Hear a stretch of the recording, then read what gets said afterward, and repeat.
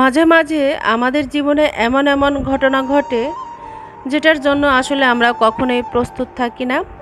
আমার হাসি খুশি মেয়েটা না হঠাৎ করে অসুস্থ হয়ে গেল। আমার মনটা না ভীষণ খারাপ। তো কি আর করা, আসলে বিপদ আপদ বালা মুসিবত এগুলো তো আল্লাহর পক্ষ থেকে আসে, তাই আমরা কখনো ধৈর্যহারা হব না, আল্লাহর উপর ভরসা রাখবো। সময়ের সাথে সাথে সব কিছু ঠিক হয়ে যাবে।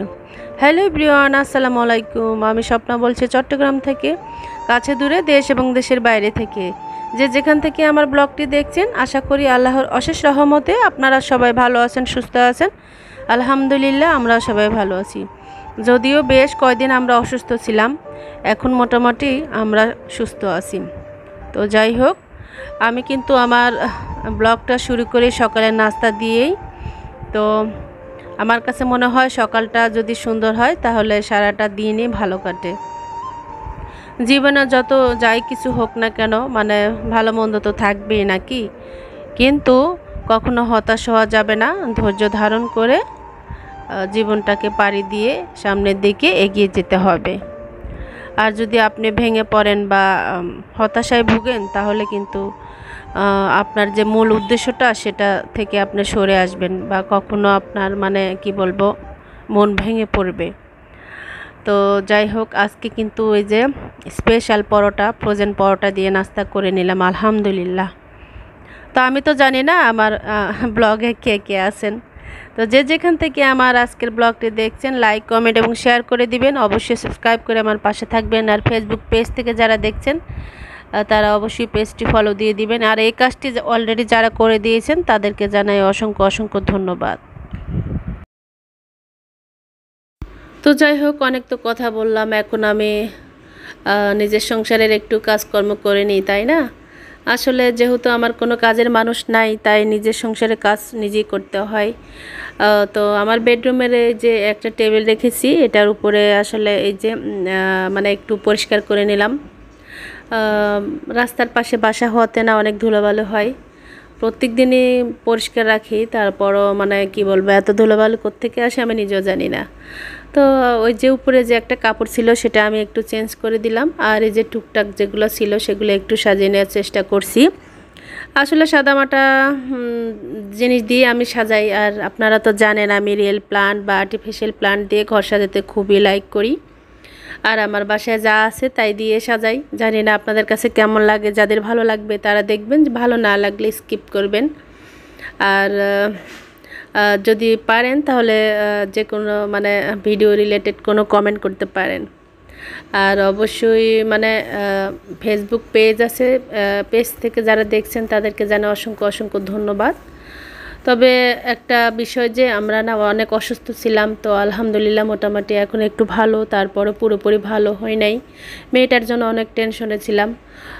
তো যাই হোক, এখন আমি যে রান্না বান্না করছি, আজকে আমি এই যে পুঁই ফল বা পুঁই কোটা যেটাই বলে, আসলে আমি ঠিক করে জানি না, তবে পুঁই ফলটাই বলে হয়তো বা।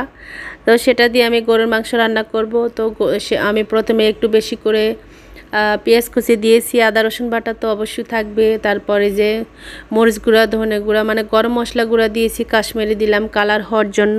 আর আমি না বাটা দিয়েছি, বাটার মধ্যে আছে এই যে রাঁধুনি জিরা, মিঠা জিরা অল্প দিয়েছি, তারপরে যে জিরা অল্প, আরও মশলা ছিল সেগুলো একটু পেস্ট করে তো দিয়েছি। এভাবে করলে রান্না মানে রেসিপি মজা হয়। আর এই যে আমি না পুঁই ফলটা পরে দিব, আগে দিলে নরম হবে, খেতে ভালো লাগবে না, কালারটাও একটু থাকবে। তো যাই হোক, সবশেষে বাগার দিব। বাগারের মধ্যে বেশি করে পেঁয়াজ কুচি, রসুন কুচি আর একটু রাঁধুনি, তারপর শুকনো মরিচ দিয়েছি, দিয়ে এই যে আমি বাগার দিলাম। আর হালকা একটু চিনি দিব, আমি সবসময় এটা করে থাকি। আর আমার মাশাল্লাহ সব রান্নাই হয়েছে আলহামদুলিল্লাহ। তো যেটা বলছিলাম, আসলে আমার মেয়ে অসুস্থ, বলতে হয়তো আপনারা বলবেন কি হয়েছে, তো আমি এখন বলছি। কারণ আমার মেয়ের মানে আমি যে প্রথমে ডাক্তার দেখিয়েছিলাম, ডাক্তার বলেছে মানে লাইফোমা হয়তো বা হয়েছে। তো একটা এমআর দিয়েছিল, হ্যাঁ। তো এমআর আমরা মানে একটু লেট হয়েছে, তারপর আমরা করেছি। তো আলহামদুলিল্লাহ আমার রান্নাবান্না সব কিছু কমপ্লিট। আমি এই যে সার্ভ করে দিয়েছি, আর এই যে আমার হাজব্যান্ডও এসেছে, তো আম্মু বসে আছে, ও খাবে। আমি সবাইকে খাবার দিয়ে দিয়েছি, আর আমি শাওয়ার নিব, তারপর খাবো। আরও কাজ আছে, যেমন নামাজ কালাম পড়বো তারপর। আর দেখেন মাশাল্লাহ তরকারির কালারটা, ওই তো পুঁই ফল আর আলু দিয়ে মাংস, আর এখানে মাছ দিয়ে সবজি রান্না করেছিলাম, আর এখানে লাচ্চার শাক রান্না করেছি, ডাল দিয়ে ভাত আছে। এই ছিল দুপুরের আয়োজন। তো প্রত্যেকটা রেসিপি মাশাল্লাহ অনেক মজা হয়েছিল। আচ্ছা, লাইফোমা আসলে কি এটা আমরা জানতাম না, পরে ডাক্তার থেকে শুনিয়েছি। আসলে এটা ঠিক কথা যে আমরা অনেক কিছু জানি না যেটা কিনা ডাক্তার ভালো জানে। এতদিন আমার মেয়ে শুধু বলতো আম্মু আমার অনেক টায়ার্ড লাগে, তারপর ব্যথা করে মানে পিঠে। ভাবতাম হয়তো বা স্কুলে যায় বা ঘামে বেশি, সেই জন্য হয়তো বা তার কাছে বেশি খারাপ লাগে। তো আমি তাকে অনেক মানে ডাক্তার দেখানোর পর বিভিন্ন ধরনের মেডিসিন দিয়েছে, সেগুলাও খাওয়াইছি। তারপরও একটু কমছে, কিন্তু আবার মাঝে মাঝে হয় এরকম ব্যথা শুরু হয়। তারপরে এই যে শেষ পর্যায়ে আমরা ডাক্তার কাছে চলে আসলাম চট্টগ্রাম। এখানে হচ্ছে আপনার এই মানে এখানে যে এসেছি, এই আধুনিক চিকিৎসাটা না দারুণ, মানে কি বলবো, খুবই চমৎকার। ওনাদের পরিবেশটা এত সুন্দর, মানে খুবই ভালো লেগেছে, একদম নিট ক্লিন। খুবই, আপনারা যারা চট্টগ্রামে থাকেন তারা চাইলে এখানে আসতে পারেন। আর আমার মেয়েকে তো মানে পরীক্ষা করবে, পরীক্ষা করার জন্য মানে ওর আব্বুর সাথে গেছে। আমি একটু ভয় পাই, তো তাই ওর বাবার সাথে আমি ওকে পাঠিয়ে দিয়েছি। আর আমি আল্লাহ আল্লাহ করছিলাম, আল্লাহ যাতে কোনো মানে পজিটিভ থাকে, নেগেটিভ যাতে কোনো কিছু না হয়। আমি খুবই টেনশনে ছিলাম।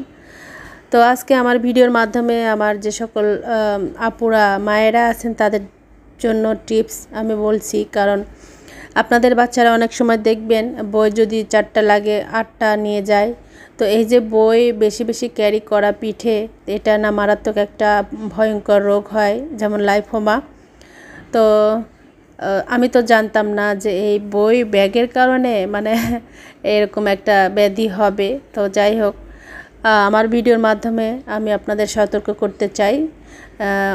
অনেক আপুরাই তো আছেন মানে বাচ্চারা এরকম বেশি বেশি বই নিয়ে যায় স্কুলে। তো চাইলে আপনারা একটু, বাবা অথবা মা, আপনারা নিজেরা একটু ক্যারি করার চেষ্টা করবেন, কিংবা তাদের বই যতটুকু দরকার ততটুকুই মানে দিবেন, এর বেশি দিবেন না, না হলে কিন্তু আমার মতো এরকম কষ্ট ভোগ করতে হবে। আমি চাই না যে আমার মতো এরকম টেনশনে আপনারা থাকেন। তাই বলছি, যারা আমার ভিডিও দেখবেন অবশ্যই কিন্তু আপনাদের একটু হলে হেল্প হবে। আর আপনারা কমেন্ট করবেন কোনো প্রশ্ন থাকলে। আর আমি তো ডাক্তার দেখিয়েছি আলহামদুলিল্লাহ, অনেক টেনশনে ছিলাম। রিপোর্টও ভালো এসেছে, তো রিপোর্টও আমরা হাতে পেয়েছি, ফলাফল খুবই ভালো। যেটা লাইফোমা সেটা আসলে লাইফোমা না হয়নি। আমি লাইফোমা হলে না এটাকে হচ্ছে আপনার অপারেশন করতে হয়, অপারেশনের পর আবারও হয়ে যায়। আল্লাহ মাফ করুক, আল্লাহ আমাদের সহায় ছিল। আমি অনেক টেনশনে ছিলাম। আসলে এই ভিডিওর মাধ্যমে আমি আপনাদের সব কিছু জানিয়ে দিলাম। আপনারা আমার মেয়ের জন্য দোয়া করবেন, আপনাদের জন্য রইল অনেক অনেক দোয়া। আচ্ছা, আমি কিছু কেনাকাটা করছিলাম। আমি মানে যখন বের হয়েছিলাম না, সংসারের জন্য কিছু কেনাকাটা দরকার ছিল, তাই করছিলাম। আমি এখন অনেক মানে অ্যালার্ট হয়েছি। আগে তো যা তা কিনতাম, এখন আর সেরকম করি না। এখন যেটা যেটা দরকার আমার সংসারের জন্য সেগুলোই কেনার চেষ্টা করি। তো যেটা বলছিলাম, আপনারা হতাশ হবেন না, মানে টেনশন করবেন না। আপনারা মানে আমি যে কথাগুলো বললাম সেভাবে আপনারা বাচ্চাদের পাশে থাকবেন, তো তাহলে ইনশাল্লাহ বাচ্চারা ভালো থাকবে। আমি এই প্লেটটা অনেক আগে নিতে চেয়েছিলাম, আলহামদুলিল্লাহ আমার আশা পূর্ণ হয়েছে। আসলে এই কাজটা দেখে আমার না মাথা নষ্ট হয়েছে, কারণ আমি কালারফুল প্লেট খুবই লাইক করি। আসলে ভিডিওর মধ্যে তত ভালো লাগছে না, তবে রিয়েল খুবই চমৎকার। আমি যেহেতু পেজে কাজ করি, ভিডিও বানাই, সেই জন্য আমার কাছে এই ধরনের প্লেট ভালো লাগে। আর এই যে আপেল বাটিটা না অনেকের কাছে আমি দেখি, তো ভাবলাম আমি একটু নিয়ে নিই, যেহেতু দেখলাম সামনে। কীভাবে লোভ সামলায় বলেন তো আমার আপুরা। আমার শপিংগুলো কেমন হয়েছে অবশ্যই কিন্তু আপনারা কমেন্ট করে জানাবেন। আর আমি না দামটা বললাম না, কারণ অনেক সময় দাম কম বেশি হয়। আর আমরা তো কম বেশি কেনাকাটা করি। যদি কারো জানার থাকে যে কত দাম, অবশ্যই আমি আমি জানাবো, কিন্তু আপনারা কমেন্ট করতে পারেন যে কোন জিনিসের কোন দাম। আর আমি কিছু জিনিস নিয়েছি মানে মার্কেট থেকে, আর কিছু জিনিস নিয়েছি আমার বাসার পাশে যে একটা দোকান আছে ওখান থেকে। ওই দোকানে সুন্দর সুন্দর কালেকশন মানে থাকে আর কি, নতুন নতুন, খুবই সুন্দর সুন্দর। তো যাই হোক, ওই দোকান থেকে এই গ্লাস দুটো আমি কিনেছি, একটা গ্লাস একটা কাপ, অনেক সুন্দর লাগছে। মানে সাদা তো, সাদা জিনিস আমি খুবই লাইক করি। সাদা জিনিসের মধ্যে যে কোনো জিনিস রাখলে না দেখতে খুবই মাশাআল্লাহ ভালো লাগে। এই ছিল আমার শপিং আর আমার ব্লগ। আমি কথা বলতে বলতে ভিডিও শেষ পর্যায়ে চলে এসেছি। জানি না ভিডিও কেমন, মানে আপনারা কেমনভাবে নেবেন, অনেক ভুল ত্রুটি হয়, আপনারা না ক্ষমা সুন্দর চোখে দেখবেন। এটা ছিল বিকেলবেলা, তো আমরা একটু ফুচকা খাচ্ছিলাম দোকানে। তো সবাই ভালো থাকবেন, দেখা হবে, কথা হবে নেক্সট কোনো ভিডিওতে নতুন কোনো গল্প কথা নিয়ে।